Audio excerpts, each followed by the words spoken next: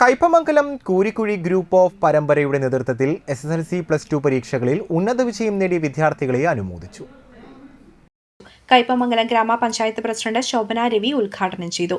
പ്രവാസി പരമ്പര രക്ഷാധികാരി റഷീദ് കണയംകുടി അധ്യക്ഷത വഹിച്ചു. കയ്പമംഗലം SIT അഭിലാഷ് മുഖ്യാതിഥിയായി.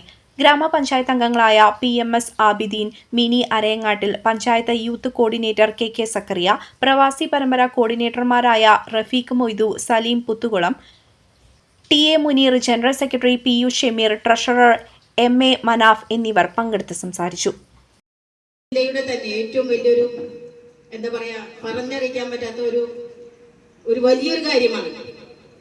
ഒരുപാട് കൂട്ടായ്മകളും ഒരുപാട് പ്രവർത്തനങ്ങളും ഒക്കെ നടക്കുന്നുണ്ടെങ്കിലും ഈ നമ്മുടെ ഒരു പഞ്ചായത്തിന്റെ പല രീതിയിൽ പല സ്ഥലങ്ങളിൽ ഒരേ കൂട്ടായ്മകളും ഒരേ പ്രവർത്തനങ്ങളും കുറച്ച് ആളുകൾ കൂട്ടിച്ചേർന്നുകൊണ്ട് ഒരു സംഘടന രൂപീകരിച്ച് ആ ഭാഗത്തുള്ള ആളുകളിലേക്ക് എല്ലാ പ്രവർത്തനങ്ങളും എത്തിപ്പെടുക എന്നുള്ള രീതിയിൽ വളരെ നല്ല രീതിയിൽ പ്രവർത്തിക്കുന്ന ഈ ഒരു ഗ്രൂപ്പാണ് നമ്മുടെ ഈ ഗ്രൂപ്പ് പരമ്പര.